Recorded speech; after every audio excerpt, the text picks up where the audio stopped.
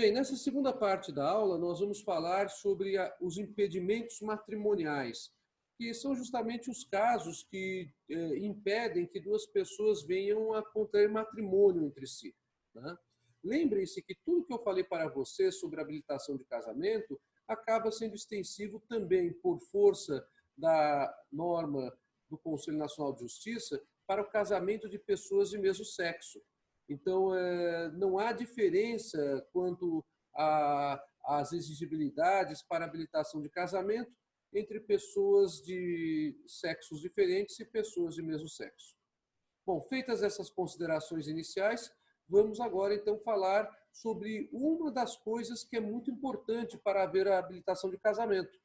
Eu não posso ter impedimento matrimonial entre aqueles que pretendem se casar. Aliás, uma das exigências da lei no procedimento de habilitação de casamento é que duas testemunhas declarem que conhecem os nubentes e que não sabem de algum obstáculo que exista entre eles para que eles venham a se casar. Bem, para melhor entendermos a figura dos impedimentos, são os chamados impedimentos matrimoniais, nós precisamos trabalhar com uma figura que é bastante típica na teoria dos negócios jurídicos. E aí fica a dica tanto para os veteranos quanto para os calouros, que é a teoria das nulidades e das anulações. Então, nós temos que discutir, primeiramente, o plano de existência, de validade e de eficácia. Talvez alguns de vocês se recordem desta matéria, os que são veteranos, em teoria geral do direito civil. Plano de existência, plano de validade, plano de eficácia. É que agora nós vamos trabalhar com essa matéria dentro de casamento, o que vocês nunca fizeram. Bem, toda vez que o intérprete, quando eu falo a palavra intérprete, estou me referindo a qualquer profissional do direito, se depara com a análise de um fato, de um acontecimento, ele tem que fazer até 3 perguntas. É como se fosse uma escadinha, sabe aquelas escadinhas pequenininhas que tem nas casas para a gente subir e alcançar uma coisa mais no alto, no armário, no teto, quando o pé direito é alto? É disso que eu estou trabalhando. São 3 etapas, 3 estágios, 3 perguntas. A primeira pergunta: o ato ou o negócio existe para o direito? Esta pergunta ela é muito importante, porque há uma série de acontecimentos que são indiferentes para o direito e que o direito não regula. E há uma série de acontecimentos que são relevantes para o direito. Alguns de maior gravidade e outros de menor gravidade. E o direito regula eles. Então, quando o acontecimento existe apenas no mundo social ou apenas no mundo em geral e não interessa ao direito regular, fala-se que este fato é fato inexistente. Então, a primeira pergunta é: existe para o direito? Quando não existe, é fato inexistente.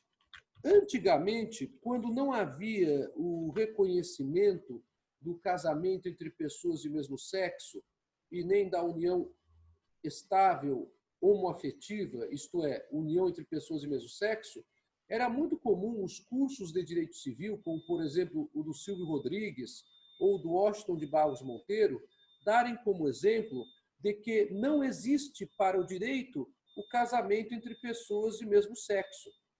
Porque, muito embora essas uniões elas existissem já, obviamente, na sociedade brasileira, as uniões homoafetivas elas existem desde a antiguidade do mundo, né? Era muito comum, inclusive, em grandes impérios universais, como na Grécia e como em Roma. As uniões homoafetivas elas não tinham o respaldo do direito brasileiro. Então, no direito brasileiro, elas eram consideradas fatos inexistentes. existiam apenas no mundo social, mas não no mundo jurídico. Bom, agora elas existem. Mas nós temos agora uma nova discussão no Brasil, que eu já me referi para vocês, que é da família poliafetiva. E o Conselho Nacional de Justiça já determinou expressamente por 2 vezes a proibição aos cartórios para a lavratura de escrituras trissal, ou seja, escrituras de constituição de família por 3 pessoas que podem manter entre elas relações sexuais completas, que podem ter todos os direitos e deveres como se casadas fossem. Essa situação da escritura trissal, já até me referi para vocês que eu não gosto muito da expressão trissal, porque a família poliafetiva pode não ser apenas de 3 pessoas, pode ser de mais de 3 pessoas, né? Mas essa situação nos leva à conclusão que, por hora, as famílias poliafetivas podem até ser uma realidade, como são em algumas partes do Brasil, mas elas não são uma realidade regulada ainda pelo direito, no direito civil. No direito civil, não. No direito previdenciário, eu posso até ter benefício previdenciário concedido a 2 mulheres. Já há essa admissibilidade no direito previdenciário. No direito civil, nós não temos isso. Então, no direito civil, a família poliafetiva, por hora, continua sendo considerada uma família inexistente. Para o direito, existe no mundo social. Essa pergunta do existir ou não existir para o direito, ela é muito importante porque se aquele fato existe para o direito, eu vou para o segundo degrau, eu vou para a segunda etapa, eu vou para a segunda fase desse game. Se não, simplesmente eu paro a análise e digo, olha, infelizmente não dá para discutir o assunto mais, porque esse fato não existe no direito. Vamos então para o segundo degrau. A segunda pergunta, a segunda fase do nosso game é: o ato ou o negócio jurídico é válido? Agora eu já posso falar em jurídico, né? Porque existe para o direito. E a pergunta é: ele é válido? O plano da validade é diferente do plano da existência. No plano da existência, pura e simplesmente se discute se aquilo é regulado pelo direito ou não, nada mais. No plano da validade, o que se discute é se aquele ato ou aquele negócio jurídico preencheu ou não os pressupostos legais, os pressupostos que a lei exige. Se aquele ato ou negócio jurídico preencheu os pressupostos que a lei exige, fala-se em ato ou negócio válido. Então, aqui nós temos a questão do casamento válido. Haverá casamento válido quando ele preencher os pressupostos legais de casamento. E nós já vimos que entre esses pressupostos legais existe a habilitação de casamento e a forma pela qual se dá a celebração do casamento civil, conforme falamos antes do nosso intervalo de hoje. Bem, o que acontecerá se o casamento for inválido? Se ele for inválido, isto é, se houver a ausência de algum dos pressupostos exigidos por lei, esse casamento terá que ser declarado nulo. A declaração de nulidade é uma declaração judicial. É o juiz de direito quem faz a declaração judicial de nulidade. Então, havendo o casamento inválido, o juiz de direito é que desconstituirá o casamento porque ele é inválido. Nesse plano, o plano da validade, aquilo que diz respeito a pressupostos legais tem que estar presente, porque se não estiver presente, ferirá a ordem pública. Portanto, as normas que estabelecem os pressupostos legais de um ato ou de um negócio jurídico são normas de ordem pública, ou seja, não podem ser afastadas nem mesmo pela expressa vontade das partes. São normas de organização do Estado e de como ele se relaciona com as pessoas. Por se tratar de norma de ordem pública, qualquer pessoa, não apenas aquelas pessoas que se casaram, mas qualquer pessoa poderá requerer judicialmente a nulidade do ato. Qualquer pessoa poderá requerer que o juiz desconstitua, no caso, o casamento, por se tratar de casamento nulo. Nulidade não prescreve, não decai. Nulidade pode ser alegada a qualquer tempo.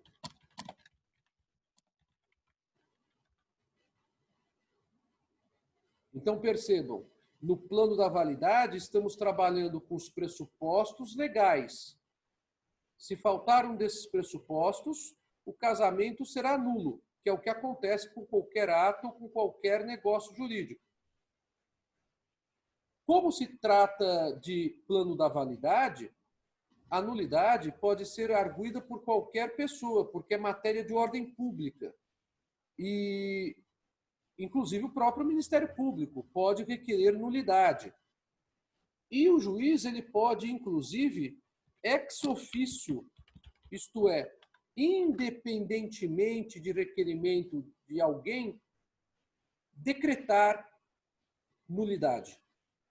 É mais raro essa hipótese, né? O juiz, sem requerimento de alguém, decidir sobre um tema.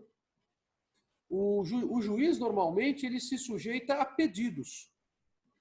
Mas, tratando-se de matéria de ordem pública, o juiz ele poderá, independentemente de requerimento do interessado, ex officio, que é o que significa esse independentemente, decidir.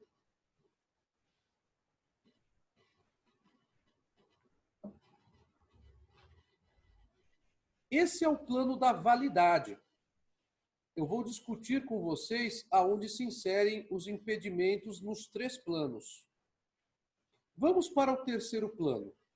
Eu apenas posso ir para o terceiro e último plano se eu já tiver concluído que o fato, no nosso caso, casamento, existe para o direito. Se eu já tiver concluído que o fato, no nosso caso, casamento, é válido para o direito. Então, se eu ultrapassei essas 2 fases desse game, vamos para a terceira e última fase, que é a fase da eficácia. Então, a pergunta é, o casamento é eficaz? O plano da eficácia, como em qualquer ato ou em qualquer negócio jurídico, diz respeito não ao preenchimento dos pressupostos legais, mas diz respeito à declaração de vontade. A pergunta é, na verdade, a seguinte: a declaração de vontade das partes no negócio jurídico, nosso caso, casamento, ela é livre, séria e com a intenção de casar? É isto que nós temos que analisar. Então, o plano da eficácia, ele trabalha justamente com a análise da declaração de vontade, na hipótese de casamento, dos nubentes. Esses são os 3 planos. Lembrem-se, eu só consigo perguntar se é válido se eu concluir que existe. Eu só consigo perguntar se é eficaz se eu concluir que é existente e que é válido. Deu para entender isso? Ou vocês querem fazer alguma pergunta sobre este tema? Esse tema é um tema muito importante e muito pedido em exame de ordem em concurso público, porque é um tema de teoria geral do direito e que serve tanto para contratos, como para declarações unilaterais de vontade, como para casamentos e como para testamentos. Tá? Por isso que é tão importante. Esses 3 passos são analisados pelo oficial do cartório. Vitor, esses 3 passos eles devem ser analisados. O oficial do cartório muitas vezes não se prende a eles, obviamente, porque não é ele que vai trabalhar com a desconstituição do casamento, mas quem vai trabalhar com isso vai ser a parte interessada em desconstituir o casamento. Se for para desconstituir o casamento por invalidade, qualquer pessoa. Se for por ineficácia, apenas o interessado. Há mais algumas perguntas. A Larissa está perguntando, não entendi bem a parte do ex officio. Larissa, No plano da validade, apenas o plano da validade, como a sanção civil é a decretação de que o casamento é nulo, o juiz poderá, mesmo sem requerimento de qualquer uma das partes, desconstituir o casamento, considerando-o nulo. Eu estou falando aqui do juiz de direito, não do juiz de paz. Não é o juiz de paz, então, que analisará o pedido de nulidade nem o pedido de anulação de casamento. Quem fará isso será o juiz de direito, tá? Então, fala-se que o juiz poderá desconstituir o casamento sem requerimento de ninguém, se ele verificar que aquele casamento é nulo, porque falta um pressuposto legal a ele. Aí fala-se que o juiz agiu ex officio, ou seja, agiu de ofício, por força da sua atividade de juiz. A Andrea está perguntando, pode repetir a parte da eficácia, por favor? Posso. O plano da eficácia é o terceiro plano. Então, se o casamento existe para o direito, se o casamento é válido para o direito, vamos para a terceira fase do game. O casamento é eficaz. O plano da eficácia não discute pressupostos legais. Ele discute a declaração de vontade das partes. Então, o que se discute na eficácia é se a declaração de vontade das partes foi livre, séria e no sentido da realização daquele ato ou daquele negócio jurídico. O casamento ele pode ser hoje entendido como uma espécie de negócio jurídico. Não é apenas um contrato, porque envolve outras questões que não são patrimoniais. Mas como negócio jurídico, ele também precisa ter a declaração de vontade, livre, séria e no sentido da negociação, no caso, que é o acordo, que é o casamento. Aqui nós vamos analisar se um dos interessados se casou sob erro ou se casou sob coação, basicamente, que eu vou conversar com vocês. Mais alguma pergunta? Pois não, Fernanda.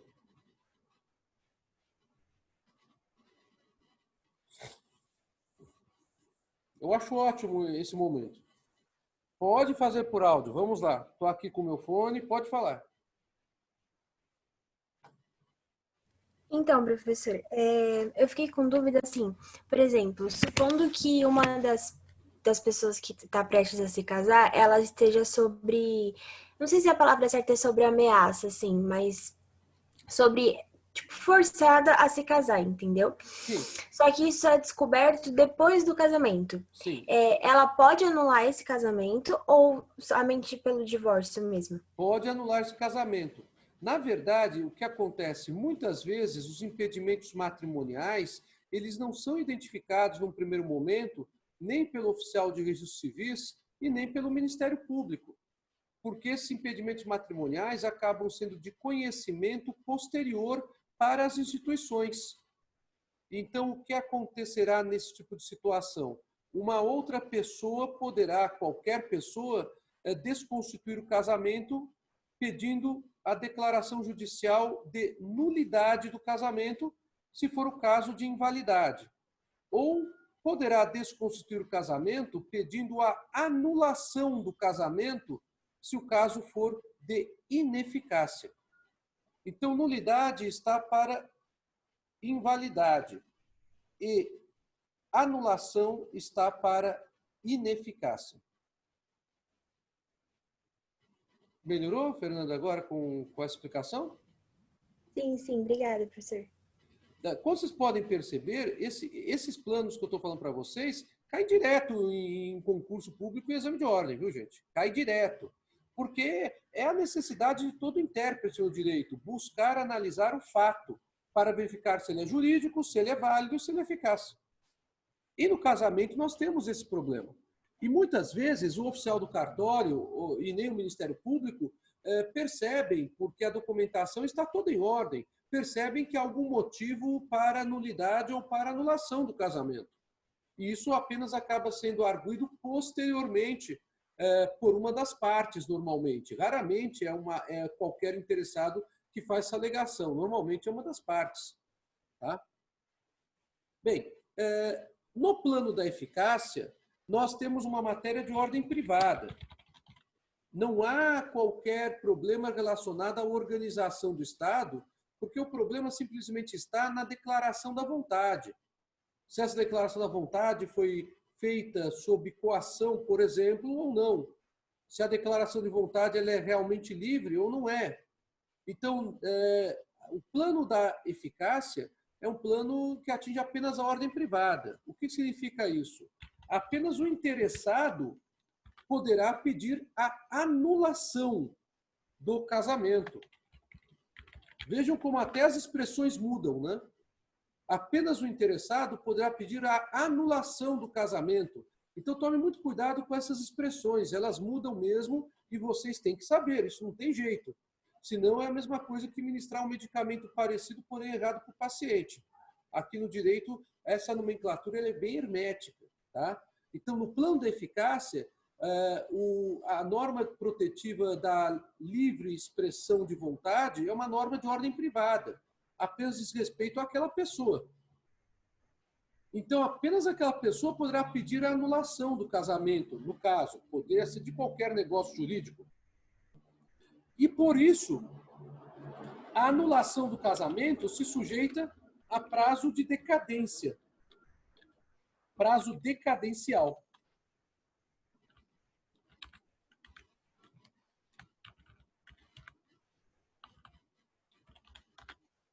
Pronto. Agora terminamos a ideia do que são os planos de existência, validade e eficácia. Eu vou agora, então, seguir para encaixarmos a matéria dos impedimentos matrimoniais neste plano. Vocês querem fazer mais alguma questão?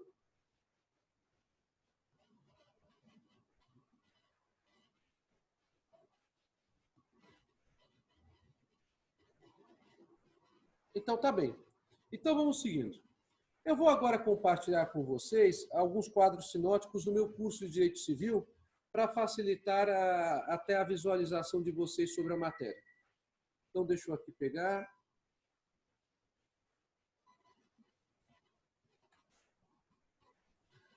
Vocês estão conseguindo ver?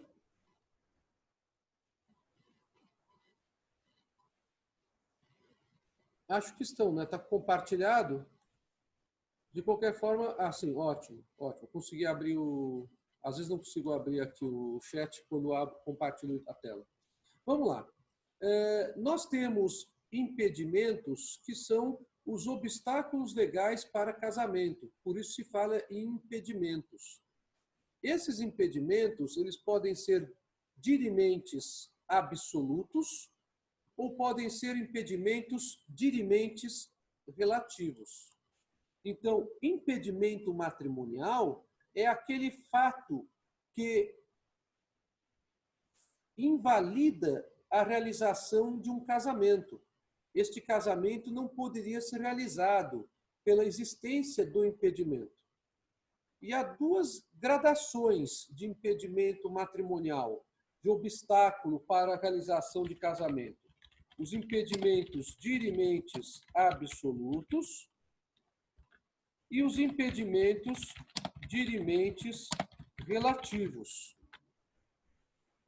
Fala-se em impedimento dirimente absoluto quando aquele fato que é considerado impedimento dirimente absoluto é um caso de ordem pública.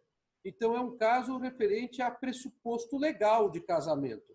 É algo referente à validade, que é o segundo estágio do nosso jogo. Existência é o primeiro, validade é o segundo, eficácia é o terceiro. Tá bem? Vamos, então, agora discutir quais são os casos de impedimentos dirimentes absolutos que trazem como sanção civil a decretação de nulidade do casamento. São fundamentalmente os casos de parentesco civil, os casos de casamento de pessoas casadas E o caso de casamento com o homicida do outro cônjuge. Vamos começar pelo primeiro grupo. O primeiro grupo diz respeito ao parentesco civil. Nós já vimos que o parentesco civil ele pode se dar tanto na linha reta, entre ascendentes e descendentes, como na linha colateral, entre pessoas que têm parentesco porque têm um ascendente comum. Por isso fala-se que os colaterais são também chamados de parentes transversais. Há impedimento de limite absoluto, isto é, não podem casar o ascendente com qualquer de seus descendentes. Então não pode a mãe se casar com o filho. Tem até na mitologia grega o caso da Jocasta, né? Mas esse casamento é nulo no direito brasileiro por contrariar norma de ordem pública.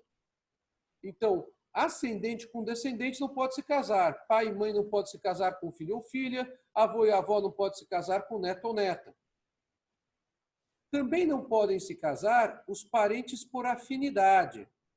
Porque no parentesco por afinidade, e às vezes não há nenhuma afinidade, né, no parentesco por afinidade, nós temos a construção de uma família por força de um casamento anterior. Então, não poderá se casar o sogro ou a sogra com a nora ou o genro. Há alguns anos eu li uma reportagem que uma senhora que era sogra havia se casado com o genro porque, pela morte da filha, os dois começaram a se consolar, né? E se apaixonaram um pelo outro. Isso ocorreu, se não me falha a memória, no interior da Bahia. Só que a reportagem falava em casamento, mas não era casamento. Eles estavam vivendo em união como qualquer pessoa pode factualmente viver. Mas isso é uma simples união de fato. Não é nem casamento e não é nem união estável. Porque as regras dos impedimentos matrimoniais são adotadas para a união estável também. Já estou adiantando isso para vocês. Por força de lei. A lei fala que os impedimentos para casamento são aplicáveis aos impedimentos para união estável. Então, a união desta sogra com o genro no Nordeste, ela não tinha nem valor de união estável. Ela apenas vale como uma união de fato, sem efeitos jurídicos de direito de família. Também estão impedidos de se casar os irmãos.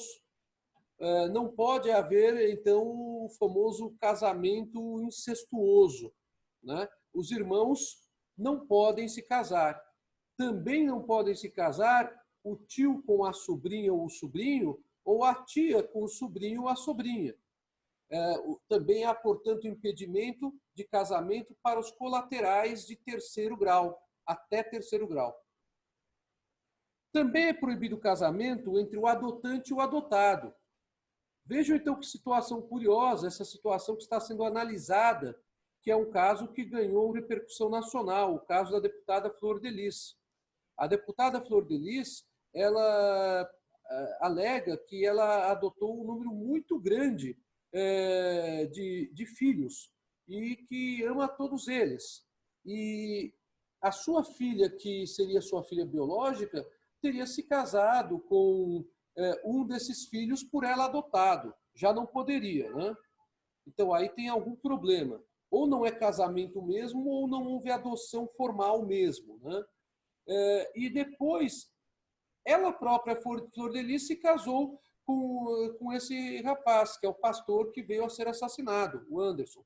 Então, não poderia também. Então, todas essas uniões, elas têm uma série de restrições jurídicas diante do que eu estou colocando aqui. O Márcio está até aqui lembrando, puxa, professor, casar com sogra, esse é um herói. É até aquela historinha, né, Márcio, da sogra. Certamente quem não assistiu, assista, é uma comédia romântica leve, mas é bem interessante, que se chama A Sogra, é o nome do filme. É um filme da Jennifer Lopez e da Jane Fonda, já tem muitos anos, mas é uma comédia que vale a pena assistir. E o nome no original é Monster in Law, ou seja, monstro pelo direito. né? Que é justamente uma brincadeira com a expressão correta para a sogra em inglês, que é mother-in-law, e não monster-in-law. Alguns de vocês já assistiram. Então, dizem que sogra e cunhado ou cunhadas são problemas, porque senão não começariam com a primeira sílaba que começam, né? Então, é uma situação que fica aqui colocada, brincadeiras à parte. Voltando ao caso da Flor de Lis, a pergunta da Nathalie, o casamento dela, de acordo com a lei, foi anulado? Nathalie, a questão é, nem sei se ela se casou. É o primeiro ponto. Nem sei se houve casamento. Tá? Porque do jeito que foi passado para a sociedade, teria havido um casamento. Mas não pode haver um casamento da sogra com o genro, por impedimento de limite absoluto, como você está vendo aqui. Então, há uma série de coisas que estão mal explicadas naquela situação, que não se limitam à eventual responsabilidade criminal pela morte do pastor, né? São questões de parentesco mesmo. Porque o parentesco, como vocês estão aprendendo aqui comigo com a professora Débora, ele cria laços familiares, cria relações jurídicas e estabelece relações jurídicas que trazem, por consequência, algumas questões. Algumas delas, os impedimentos para casamento. Então, nem sei dizer, Nathalie, se no caso concreto ela é realmente casada, se ela era realmente casada com o pastor ou se ele só tinha uma união de fato, porque nem união estável poderia ser, já que o pastor parece que era casado com a filha biológica dela. Isso tudo certamente será examinado. Hoje eu vi na internet que, inclusive, a polícia está começando a investigar as adoções que ela fez, para verificar, em primeiro lugar, se ocorreram adoções mesmo, né? E, em segundo lugar, se essas adoções estão regulares ou não. Bem, além desse impedimento de casamento entre o adotante e o adotado, também existe o impedimento que é justamente o caso da Flor de Lis, entre o adotado e o ex-cônjuge do adotante e o adotante e o ex-cônjuge do adotado. Olha só aqui a situação. Então não pode ter casamento. É impedimento de limite absoluto, né? Também não pode existir casamento entre o adotado e o filho superveniente do adotante, aquele filho que veio depois do adotante, porque eles são irmãos para fins não apenas legais, mas como família, né? Eles acabam tendo um tratamento familiar como irmãos. Então havia uma bagunça muito grande nessa história, aparentemente, que está sendo investigada pelas autoridades. Outro impedimento de limite absoluto é o das pessoas casadas, né? No direito brasileiro, veda-se a bigamia, a poligamia e a poliandria. Nathalie, é verdade. Se houver algum casamento feito formalmente, esse casamento será nulo. Não tenha dúvida disso. O casamento entre pessoas casadas constitui, inclusive, crime no direito brasileiro. É o artigo 235 do Código Penal. Então, quem está casado não pode celebrar novo casamento. Esse detalhe é muito importante para que nós possamos compreender porque o reconhecimento de união estável exige o divórcio. Muito embora muitas pessoas que se separem ainda não tenham divórcio, se dirijam à casa de outra pessoa para morar com outra pessoa e viver união estável. Mas essa união estável está irregular, ela precisa ser regularizada através do divórcio anterior. A gente vai explicar sobre isso depois, no momento oportuno. Há uma pergunta aqui da Márcia. Quando o enteado também é inválido, exemplo, tenho um filho de 13 anos e meu marido tem uma filha de 16 anos. Eles crescem e querem se casar. Após serem maior de idade na lei, isto é nulidade? Veja só a situação aqui, Márcia. Nós temos um problema que ele está relacionado ao fato que existe um parentesco por afinidade, né? Também existe parentesco por afinidade nesse tipo de situação. Vamos supor, a mãe tem um filho biológico e o pai na realidade, é pai de uma filha e ele é padrasto do filho. Também não pode. Também não pode. O impedimento fica configurado, né? Então, a bem da verdade, é aquilo que eu falei para vocês. Muitas vezes pode até escapar do oficial de direitos civis ou do promotor de justiça. Mas isso não quer dizer que não há possibilidade desse tipo de união ser declarada inválida a qualquer tempo, porque contraria a regra de ordem pública estabelecida pelo direito. No caso da bigamia, isso ficou mais claro, porque bigamia, inclusive, é crime, né? Então, não é possível um segundo casamento concomitante, seja de um homem com uma outra mulher, seja de uma mulher com outro homem. Ou mesmo casamento concomitante que seja de natureza homoafetiva. E o último tópico aqui dos impedimentos e limites absolutos é o tópico do casamento com homicida do outro cônjuge. Aí não tem nem que se falar, né? O homicídio doloso foi praticado justamente para que o sobrevivente, o cônjuge sobrevivente, se casasse com o agente do crime. Então, esse tipo de casamento também não é permitido pela nossa legislação e a sanção civil é a sanção de nulidade.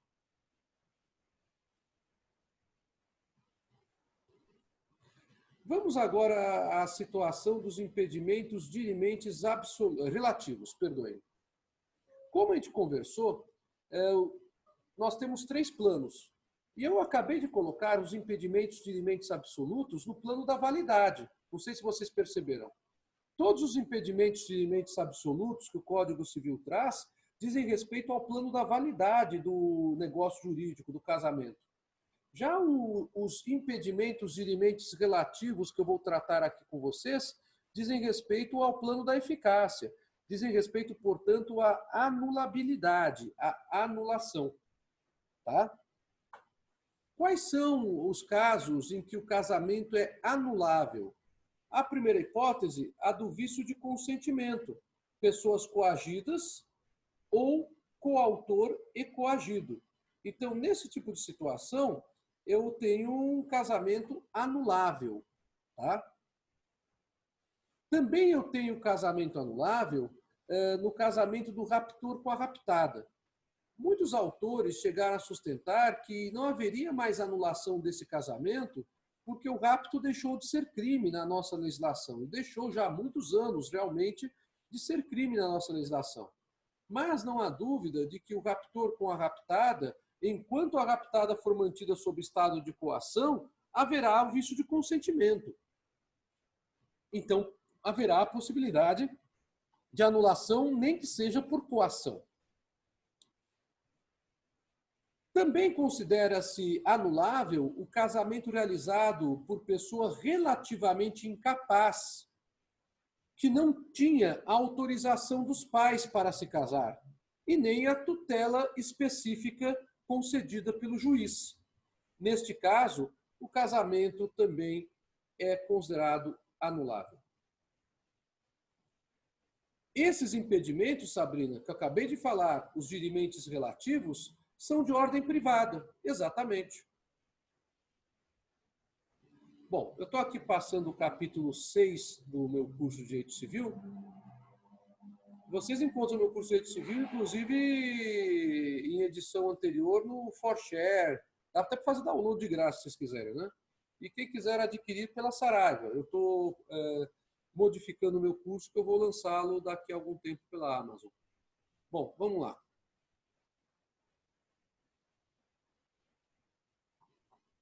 Vamos agora chegar ao outro quadro que diz respeito ao que nós falamos.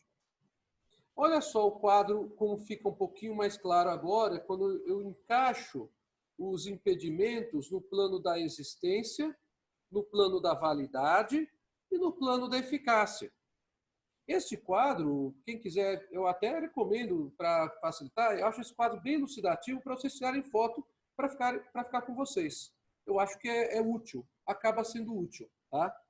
Bom, o plano da existência do casamento, conforme eu expliquei para vocês, diz respeito ao fato interessar ou não interessar para o direito. E certamente vocês estão lembrados desse fato. Né?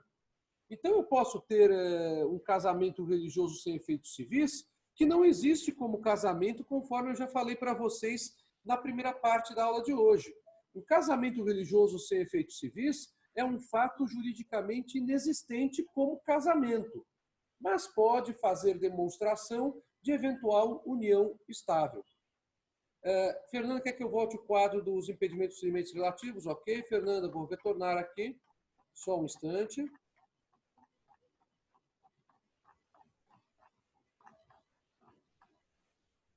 Prontinho. Tá? É que eu estou parando o quadro por aqui tem embaixo tem uma coisa que está desatualizada por conta de mudança legislativa. Porque esse texto que eu tenho aqui é o texto de antes das mudanças de 2019 que eu falei para vocês antes do intervalo.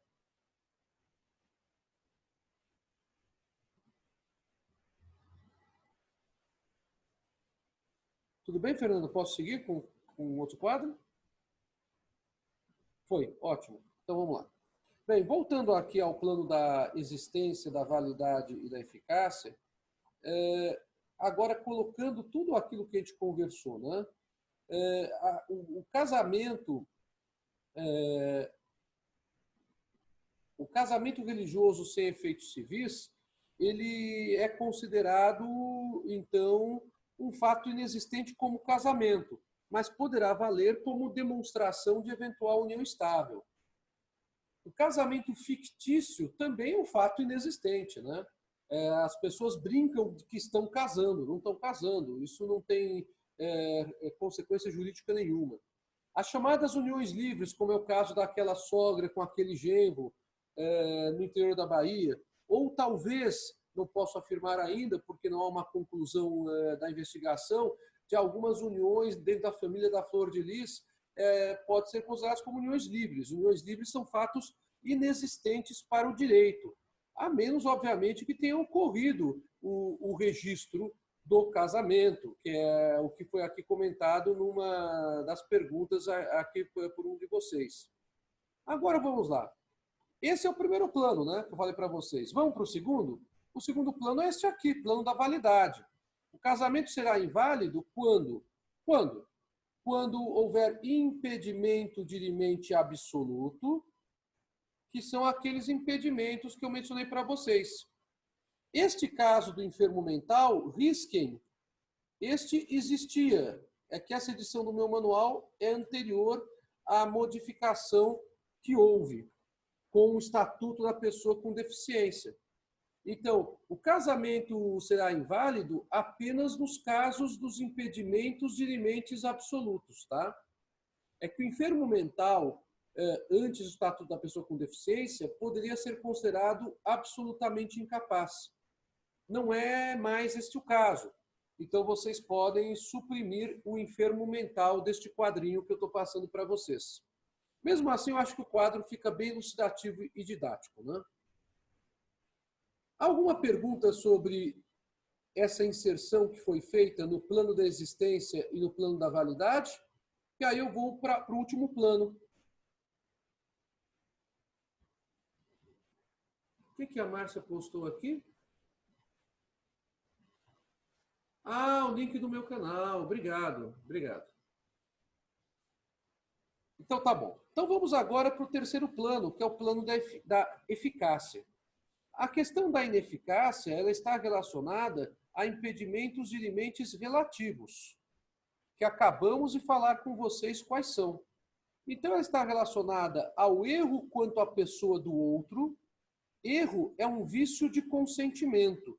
A pessoa declara a vontade dela equivocada, porque se ela soubesse qual era a realidade de um determinado fato, ela não declararia aquela vontade. Isto é erro.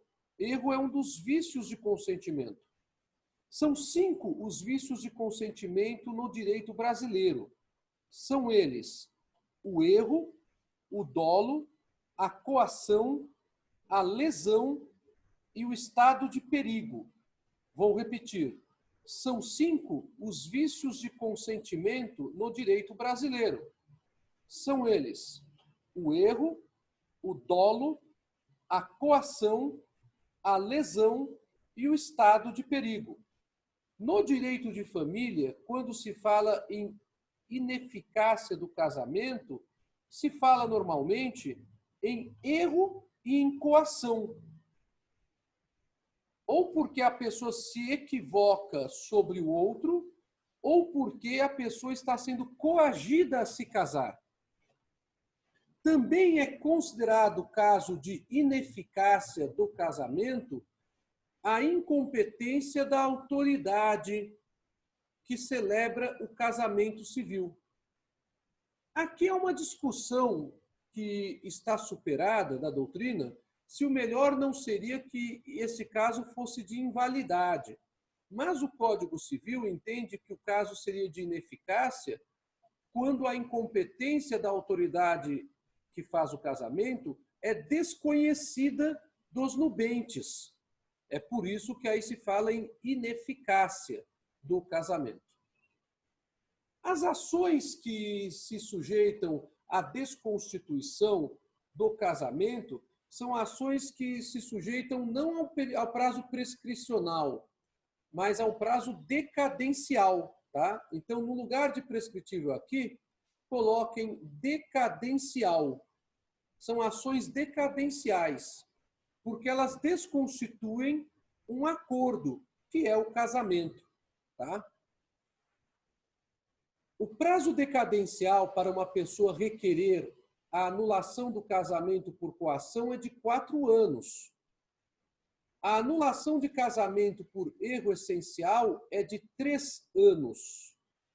E a anulação de casamento por ter sido celebrado sem autoridade competente é de 2 anos. Eu vou agora falar um pouco com vocês, nesta parte final da aula, sobre a situação do casamento cometido sob erro. Porque o casamento cometido sob coação, creio que já ficou claro. É o casamento que é realizado com uma outra pessoa que está sendo pressionada por força de um mal injusto, grave e iminente, ou a ela própria ou a alguém da sua família. Então, este casamento sob coação ele é anulável, porque coação é um vício de consentimento, como a gente comentou há pouco. O casamento perante a autoridade incompetente, eu já mencionei aqui porque que ele está no campo da ineficácia. Porque ele será ineficaz quando as partes desconheciam que a autoridade seria incompetente. Daí é que há a anulação do casamento. Voltar no slide com os prazos, Vitor. Eu vou até facilitar aqui, Vitor. Você pode colocar aí 4 anos para coação. 3 anos para erro. 2 anos para autoridade incompetente. Os prazos eles são decadenciais, porque aqui nós estamos trabalhando com a desconstituição de um acordo. Então, aí se fala em decadência e não em prescrição. Tá? Bem, então nessa parte final da aula, eu tenho 14 minutos para encerrar a aula de hoje. Eu espero que vocês tenham gostado. Nós vamos falar sobre o erro sobre a pessoa do outro cônjuge. É uma situação bem indigesta, vou falar para vocês. Como é que eu posso falar em erro sobre a pessoa do outro? Erro é a falsa percepção da realidade, é um vício de consentimento. Então a pessoa está pedindo a anulação do casamento no prazo de 3 anos, que é o prazo decadencial para anular casamento por erro, porque ela descobriu, depois que se casou, algo sobre o outro cônjuge que ela desconhecia. Então, não cabe alegação de erro quando a pessoa já sabia daquilo que a pessoa era ou daquilo que a pessoa fazia, eu vou falar as hipóteses, e mesmo assim se casou. Se ela quiser, ela poderá se divorciar, então. A anulação ela só existirá se ela demonstrar que ela se equivocou, porque ela desconhecia essa situação da outra pessoa. Júlio, você quer perguntar agora? Não tem problema, Júlio. Pode perguntar. já que é sobre a matéria que eu já dei, eu acho que é até melhor esclarecer agora antes de entrar no erro. Pode falar, Júlio. Você vai escrevendo aí, ou se quiser usar o áudio, fica à vontade.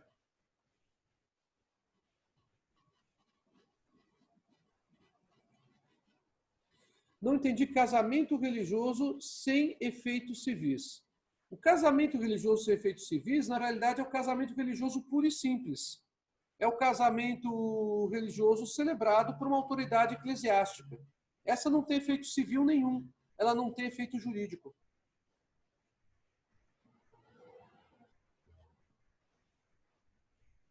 Tudo bem? Apenas lembrando, apenas terá validade para ter feito, mas para ter feito civil tem que ter alguém presente. Para ter efeito civil tem que ter aquele procedimento todo de habilitação de casamento homologado e o casamento ser realizado perante o oficial de registros civis.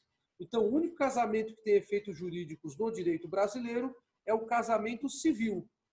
Por exceção, admite-se que o casamento religioso tenha efeitos civis quando o oficial de registro civil, depois de todo o procedimento de habilitação de casamento, outorga por escrito uma autorização para o líder religioso celebrar a cerimônia também com efeitos civis. Então, casamento religioso puro e simples não tem efeito civil nenhum, não tem efeito religioso nenhum, não é casamento no direito.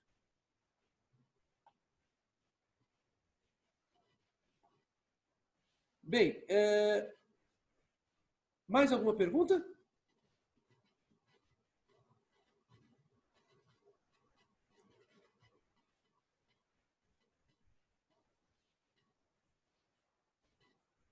A minha matéria no Classroom está como arquiva, você sabe por quê? Não, não sei te dizer por quê, eu vou dar uma olhadinha nisso. Obrigado por avisar, inclusive. Bem, vamos continuar então. Com relação ao erro, nós temos essa falsa percepção da realidade, né? Quais são os casos em que a lei admite a anulação do casamento por erro? O erro ele deve ser aquilo que se denomina erro substancial. Isto ocorre com qualquer negócio jurídico e não apenas com um acordo que se chama casamento. Qualquer negócio jurídico apenas será anulável por erro quando houver erro substancial. Quais são as hipóteses de erro substancial no casamento? A primeira hipótese, a identidade do cônjuge. Socorro! O que será isto, Senise? Nós temos duas formas de identidade do cônjuge. A identidade física e a identidade civil. Vamos supor que uma pessoa se apaixone muito pela outra pessoa e com ela se case. E apenas depois do casamento ela vem a descobrir que o seu cônjuge fez um procedimento de transexualismo e que obteve, inclusive, autorização judicial para a mudança do seu registro civil.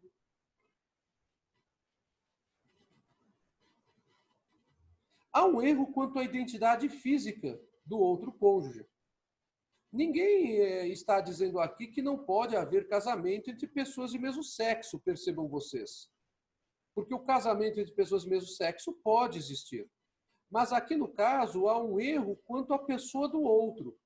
Imaginava-se que a outra pessoa ela seria biologicamente de tal sexo e não que ela teria adotado uma orientação sexual, se submetendo a um procedimento de transexualismo e, mais do que isso, obtendo um registro civil com o nome correspondente à sua opção sexual.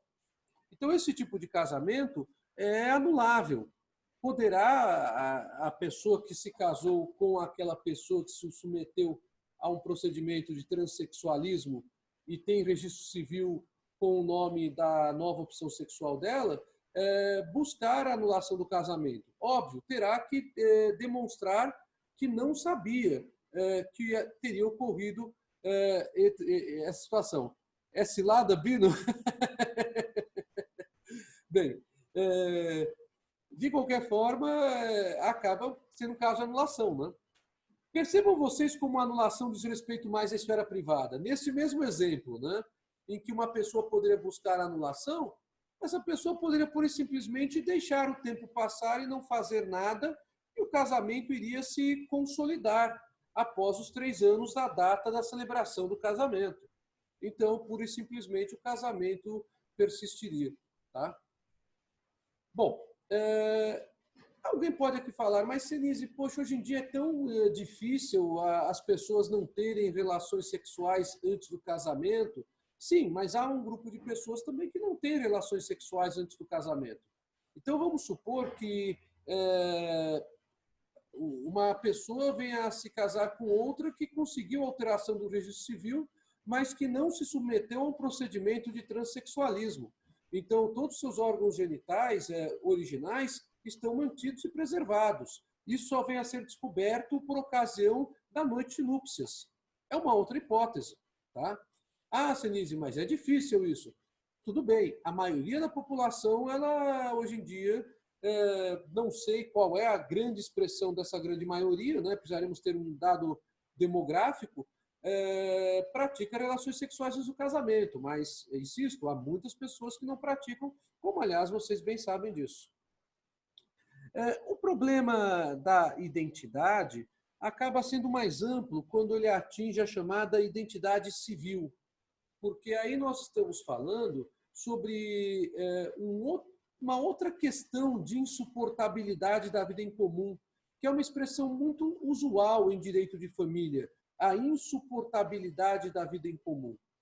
Aqui eu estou falando sobre a insuportabilidade da vida em comum na identidade civil, por algum fato que é ignorado pelo outro cônjuge, que eu vou falar agora quais seriam, que constitui uma certa ofensa à honra e à boa fama do casal. Tá? Antes disso, tem uma pergunta aqui do Cauê. Meu tio só fez relações sexuais depois se casou por conta da religião dele. Exatamente, Cauê. Isso existe. Não é uma coisa assim tão rara quanto muita gente imagina. Bem, prosseguindo com essa questão da identidade civil, que diz respeito mais à honra e boa fama do casal. Em que caso eu posso ter o pedido de anulação por erro? Posso ter o pedido de anulação por erro quando houver ignorância de condenação criminal do outro cônjuge.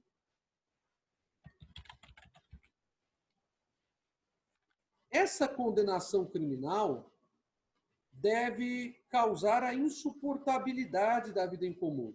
Então, não é qualquer condenação criminal.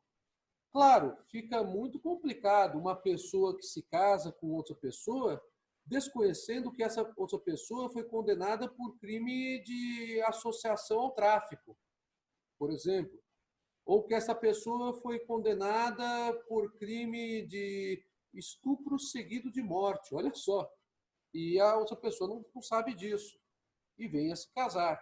Então, quando há ignorância de uma condenação criminal anterior que torna insuportável a vida em comum, é possível a anulação do casamento por erro.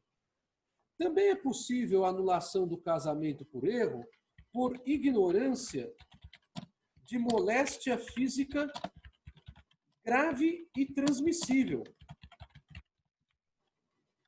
que possa, então, colocar em risco a vida ou a saúde daquele cônjuge que não é portador dessa doença, ou ainda dos seus filhos. Essa ignorância da moléstia física grave ou transmissível, claro, também dependerá da prova, né? Mas há pessoas que, por vergonha, às vezes, acabam ocultando essas situações, a da condenação criminal anterior, a da moléstia física grave e transmissível, que pode também causar risco à vida do outro cônjuge ou à sua saúde, e essas coisas têm que ser compartilhadas. Percebam, não é qualquer moléstia física.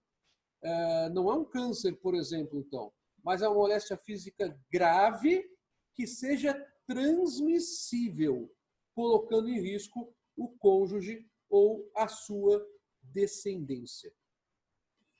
Há uma outra questão aqui, que é a da ignorância de defeito físico irremediável.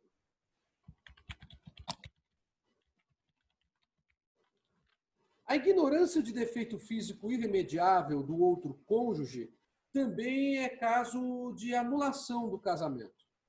Eu pergunto para vocês se eu posso avançar 5 minutos na aula. É possível? Porque aí eu termino o raciocínio. Porque eu estou vendo que nós já são 11h43. Posso? Então tá bom. No caso do defeito físico irremediável, nós estamos aqui falando de um dos deveres conjugais, que é o dever de coabitação. Mas é o dever de coabitação no sentido clássico da palavra, e não apenas no sentido de habitar sob o mesmo teto. É o dever de coabitação, que é o dever de manter relações sexuais completas. O dever de manter relações sexuais completas é um dever conjugal. É um dever jurídico conjugal. Mas esse dever de manter relações sexuais completas pode acabar não existindo quando um cônjuge se casa com outro e, na noite de núpcias, como eles não tiveram relações sexuais anteriores, se descobre que um deles tem problemas para manter relações sexuais completas. Não é apenas o homem que pode ter esse tipo de problema de saúde, gerando um defeito físico irremediável. A mulher também pode ter esse defeito de saúde. E esse defeito de saúde pode provir tanto de um acidente por fatores externos, como pode advir de problemas orgânicos, pura e simplesmente. E nós sabemos que também tem fatores externos, porém de forma indireta. Então eu posso ter problemas de ereção masculina, mas também eu posso ter problemas relacionados à situação de dor que a mulher sente na relação sexual completa e que ela não consegue manter relações sexuais. O que o Código Civil coloca é que é possível o pedido de anulação de casamento apenas nos casos de impossibilidade de manutenção de relações sexuais completas. Ou, se vocês preferirem, quando se fala de impotência coeunde. Essa expressão latina maldita, assim como as outras duas que vou falar para vocês, caem costumeiramente em exame de ordem em concurso público. A única impotência sexual que gera a anulação do casamento, se for desconhecida pelo outro cônjuge até o casamento. Porque se ele sabia antes, ele não pode pedir anulação. É a impotência coeunde, que é a impotência de manter relações sexuais completas. Não se considera erro substancial e, portanto, não gera a anulação de casamento a impotência de ter filhos, mesmo que ela seja desconhecida pelo outro cônjuge. Então, não anula o casamento a impotência generande, que é a impotência masculina de ter filhos, nem a impotência concipiende, que é a impotência feminina de ter filhos. Então, a esterilidade masculina, impotência generande, e a esterilidade feminina, impotência concipiende, não servem para anular o casamento. Bem, como última observação, há alguns casos peculiares que a jurisprudência brasileira entendeu que haveria insuportabilidade da vida em comum e acabou considerando casos de anulação de casamento. E eu cito aqui até mais para a orientação de vocês. Assim, em casos que a vida se tornou insuportável em comum, há julgados considerando possível a anulação de casamento por erro essencial no casamento de um católico ou católica fervorosa praticante com um ateu. E esse fato era desconhecido por um deles. Tem a situação também da pessoa que era que desconhecia que a outra pessoa tinha fobia de sexo. Anulação de casamento por conta disso. A pessoa tinha autêntica fobia para manter relações sexuais. Então, o problema não era nem de defeito físico irremediável, como falamos há pouco, mas era de fobia. Então, era um problema psiquiátrico mesmo.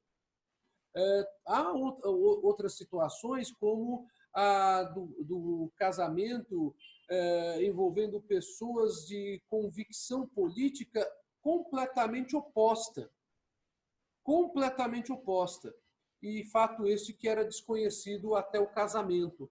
Tá? O caso específico era também envolvendo uma pessoa que era religiosa, mas extremamente conservadora, presa às tradições de uma família típica brasileira, e um comunista, que se dizia comunista, que inclusive atuava pelo Partido Comunista Brasileiro. São situações totalmente diferentes essas que eu estou falando para vocês, portanto, né? Vamos às últimas perguntas, então. E se ela descobrir que a outra já estava casada com outra pessoa? Aí o problema é um problema de impedimento matrimonial. Aí está correta a resposta que foi colocada no chat pelo Daniel. O casamento é nulo. Basta que se procure a decretação de nulidade do casamento, porque o casamento de pessoas casadas é impedimento dirimente absoluto. A Joana está fazendo uma pergunta aqui. Professor, mas como a parte pode provar esses fatos para pedir anulação? Joana, a prova é difícil mesmo. Ela pode se valer eventualmente de documentos que venha a encontrar depois, fotografias, até mesmo material eletrônico, audiovisual, ou até testemunhas. As provas que são permitidas em direito, mas é uma prova difícil de ser feita, a prova de anulação de casamento. Se eu posso repetir a parte da ignorância de condenação criminal? Posso, claro, Márcia. Se há ignorância do conhecimento de que uma pessoa sofreu uma condenação criminal que torna insuportável a vida em comum, é possível pedir anulação de casamento. Claro que não é qualquer condenação criminal, tem que ser uma condenação criminal que torne insuportável a vida em comum, como é o caso do crime de associação ao tráfico, por exemplo, porque isso afeta o critério da identidade civil, da honra e reputação que eu falei para vocês há pouco. Como é o caso da pessoa ter sido condenada, por exemplo, em um crime de latrocínio ou num crime de estupro seguido de morte. Tá? Então, nesses casos, é perfeitamente cabível a anulação do casamento. Pessoal, eu agradeço demais. Valeu a pena hoje? Espero que vocês tenham gostado. Eu gostei muito de estar aqui com vocês. Falamos